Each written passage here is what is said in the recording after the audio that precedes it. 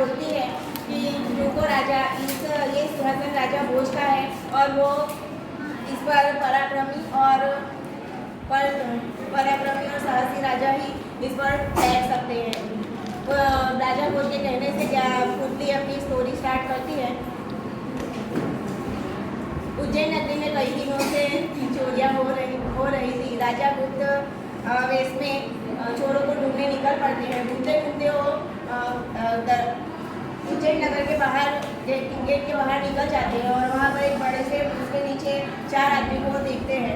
उन्हें शक होता है, इसलिए वो अपनी विद्या से अदृश्य होकर चोरों के पास पेड़ के पीछे छुप जाते हैं और उनकी बातें सुनते हैं।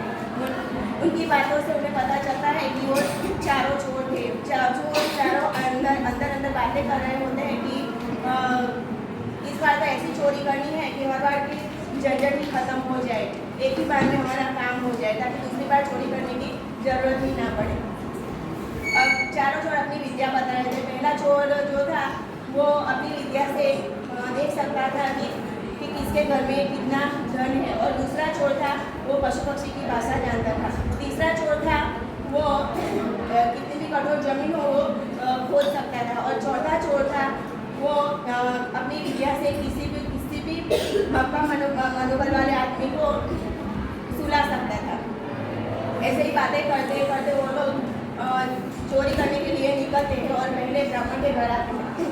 ब्राह्मण के घर आते हैं और पहले चोर ने देखा कि ब्राह्मण के घर में धन तो बहुत है, लेकिन दूसरा चोर बोलता है कि ब्राह्मण घर जाकर अपना धन कमाता है, इसलिए ये धन हमें नहीं चाहिए उसका। फिर आगे बढ़ते हैं। उसके बाद वणिक के घर जाता है तो दूसरा चोर बोलता है, पहले चोर ने देखा कि इसके घर में भी धन बहुत है। हर एक चोर बोलता है कि वणिक बहुत कंजूस होते हैं और वो अपने एक एक पैसा गिनते रहते हैं, इसलिए इसका धन भी हमें नहीं चलेगा। फिर आगे जाते हैं तो कारपेंटर का घर आता है। वहाँ पर भी बहुत पैसा देखते हैं, पर वो पूरा दिन अपने मेहनत मजदूरी कर पसीना बहाकर वो धन कमाते हैं, इसलिए उसके धन भी हम नहीं चुराएंगे। राजा अदृश्य रूप से उनके पीछे ही थे और उनकी बातें सुन रहे थे। वैसे ही आगे चलकर एक महल आया और उन्होंने सोचा कि हम महल में ही चोरी करेंगे। तो पहले चोर ने देखा कि राजा के कक्ष में 4 पाई के नीचे चारों कलश गड़े हुए हैं। तो वहाँ पर सैनिकों का राजा के कमरे में जाते हैं और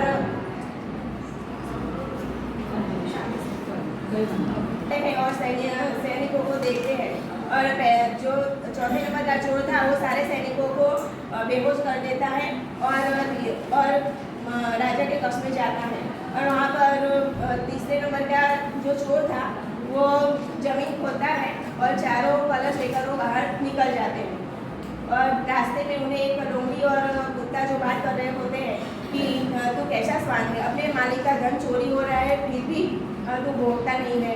तो स्वान ने बोला कि राजा खुद ही अपने धन की रक्षा कर रहे हैं। तो जो पशु पक्षी की भाषा जानता था उसने अपने साथियों को बताया कि राजा धन का मालिक हमारे पीछे है, इसलिए हम हमारे ठिकाने पर नहीं जाएंगे बल्कि कहीं और धन छुपाएंगे। तो वो लोग बड़ी सी गुफा में कहीं और धन चारों कलश छुपा देते हैं और राजा भी उनके पीछे ही होते हैं।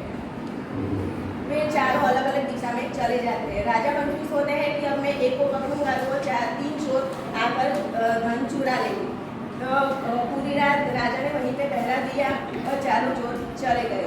अब इधर सुबह होते ही राजा महल की ओर गए और महल में पूरी तरह अफरा-तफरी मची हुई थी क्योंकि महल में चोरी हो गई थी। और राजा तो सब कुछ जानते ही थे, इसलिए जब रात हुई तो बग्घी लेकर राजा वापिस गुफा में गए और चारों कलश लेकर लौट रहे थे। तो बीच में उन्हें रोने की आवाज़ सुनाई दी।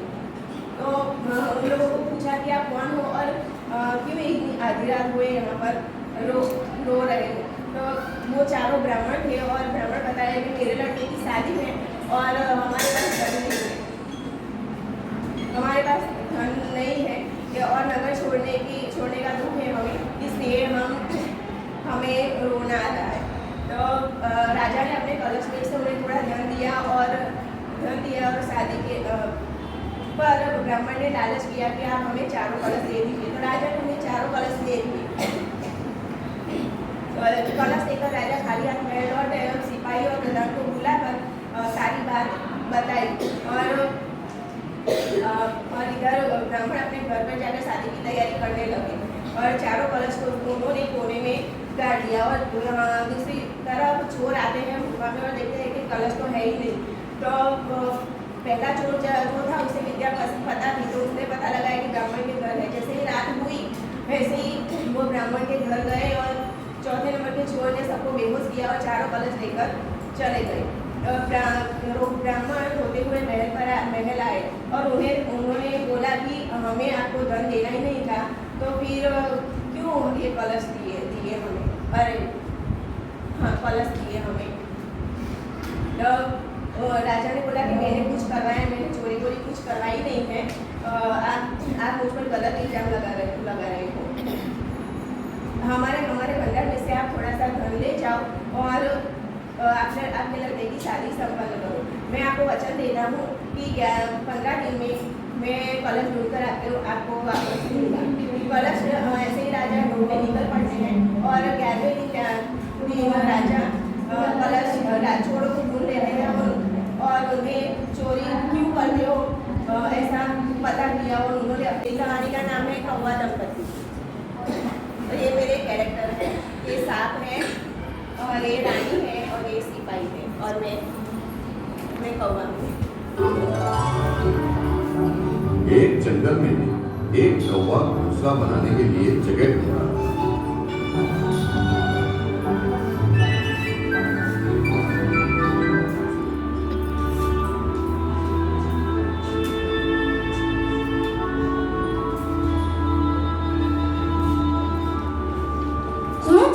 बहुत बढ़िया है। मैं यहाँ अंडे देती हूँ और सीखती हूँ।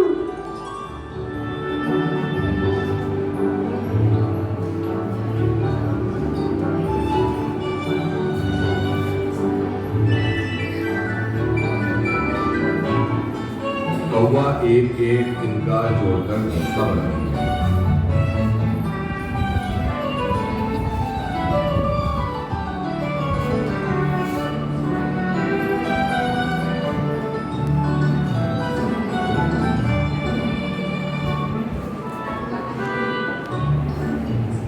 उसमें वो अंडे देती है। उसी पेड़ के पास एक बिल में एक सांप रहता है।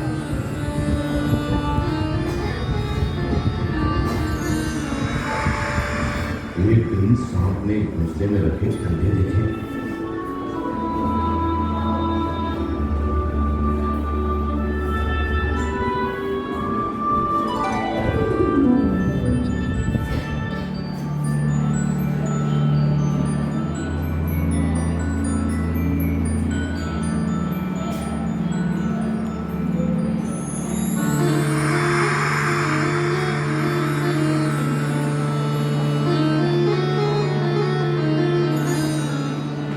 जब कौवा घोंसले में नहीं था तो सांप आकर एक एक करके सारे अंडे खा गया।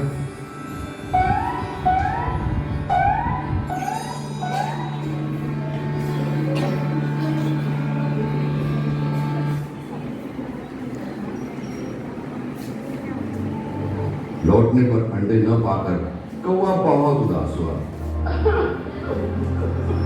मेरे अंडे कहाँ गए? मेरे अंडे कहाँ गए?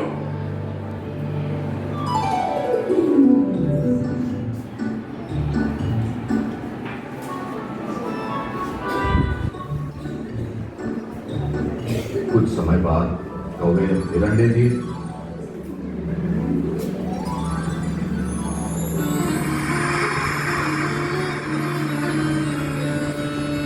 फिर उसी तरह सांप के अंडों को खा गया।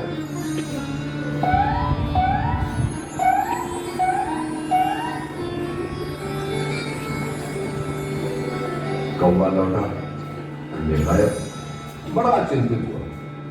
वो सोचने लगा कि भला अंडे गायब होते कैसे हैं? मेरे अंडे कहाँ गए? मेरे अंडे कहाँ गए?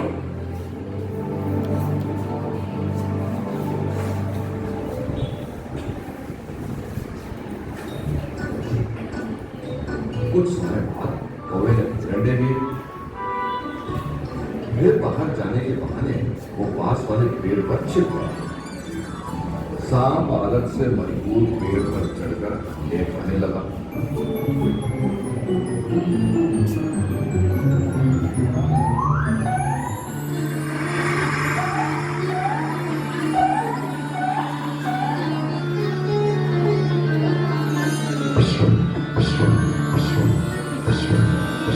उसे देख कौवे ने सांप को रोकने की कोशिश की, पर असफल रहा। कौवा उड़ते हुए ये सोचने लगा कि आखिर सांप से कैसे छुटकारा मिलेगा। अब उसकी नजर राजमहल में महारानी पर पड़ी, जो अपनी सखियों के साथ कुंड में नहा रही थी। अब बच्चों, पास ही रानी के वस्त्र गहने रखे हुए थे। उन्हें देखकर कौवे के दिमाग में एक उपाय सूझा। कौवे ने फौरन रानी के गहनों को घेरकर हीरों से जड़े हार को चोंच में दबोचकर उड़ने लगा। देखो, कौवा रानी का हाथ लेके उड़ रहा है। सिपाहियों, जाओ, उसे पकड़ो।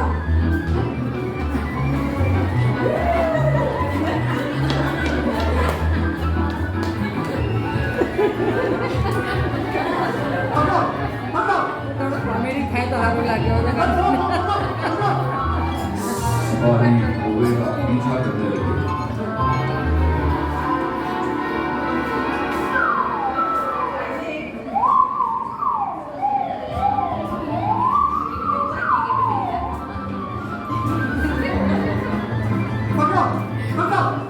कौवा उड़ता हुआ सांप के दिल के पास पहुंच जाता है। हार को दिल में डाल देता हूँ।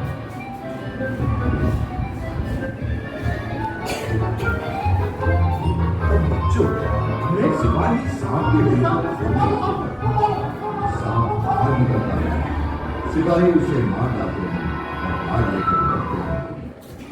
सांप को मरा देख कौवा बहुत खुश होता है। फिर कौवा अंडे देता है और अपने बच्चों के साथ खुशी खुशी जीवन बसर करता है। तो बच्चों, इससे हमें क्या सीखने को मिलता है? सूझबूझ के साथ किसी भी समस्या का हल ढूंढा जा सकता है।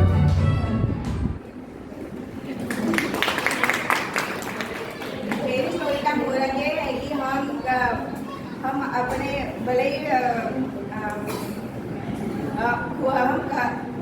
किसी हरा नहीं सकते, पर अपने दिमाग से काम लेते हैं तो किसी भी बड़े से बड़े काम को अंजाम दे सकते हैं। नाम है ड्रोन ब्राह्मण। मेरी स्टोरी का नाम है ड्रोन ब्राह्मण।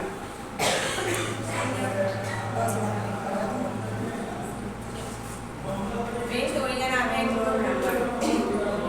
ड्रोन नदी में एक नगर में ड्रोन नाम का ब्राह्मण रहता था और वो बहुत गरीब था और मांगकर अपना पेट भरता था। एक बार एक यजमान ने 2 बछड़े उसे दान में दिए। वो बछड़े यजमानों की मदद से वो बछड़ों को खिला पिला कर बड़ा किया और हुष्ट किया। और एक बार एक चोर की नज़र उसके बछड़े पर पड़ी और उसने बछड़ों को चुराने का सोचा। तो एक रात वो बछड़ों को चुराने के लिए ब्राह्मण के घर आ रहा था, तभी उसे बीच में एक भयानक दिखने वाला राक्षस, भयानक दिखने वाला इंसान दिखा और वो उसे देखकर डर गया, क्योंकि उसके दांत बहुत तीखने थे और आंखें लाल थी, बाल भी पीले थे। ऐसे भयंकर दिख रहा था जिसे देखते ही डर जाए।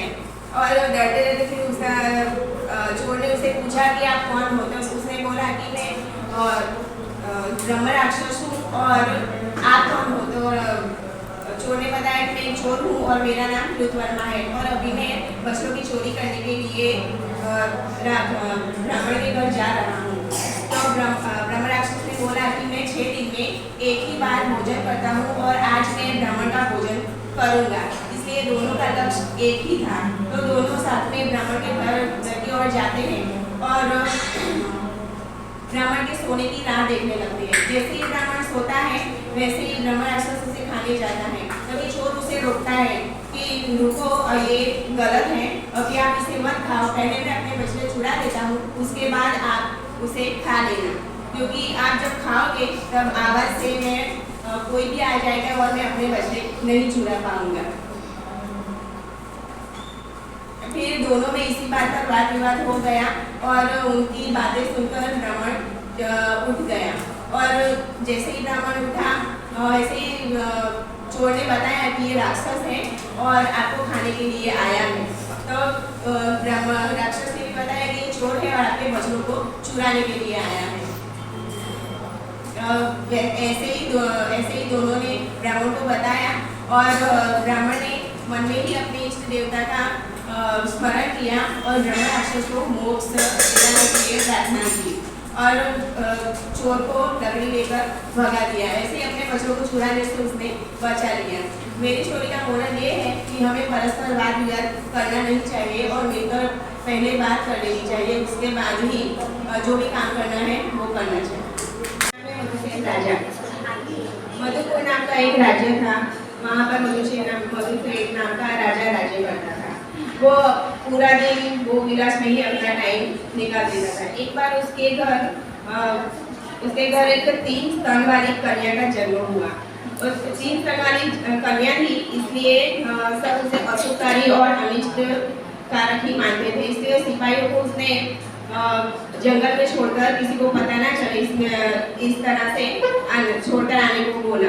और तभी एक सिपाही ने उसे बोला कि आप कोई पंडित को पूछ लीजिए महाराज कि हमें कोई उपाय मिल जाए ताकि हम स्त्री हत्या के घोर पाप से बच पाए।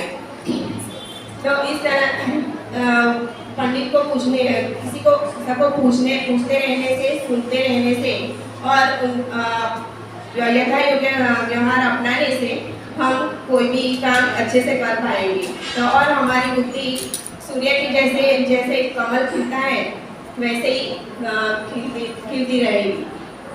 और मेरा मोरल ये है कि हमें हमेशा कोई भी काम हम जानते होते हैं, फिर भी वो काम एक बार पूछ लेंगे तो वो काम और भी अच्छे से कर पाएंगे और हमारी बुद्धि का विकास भी होगा।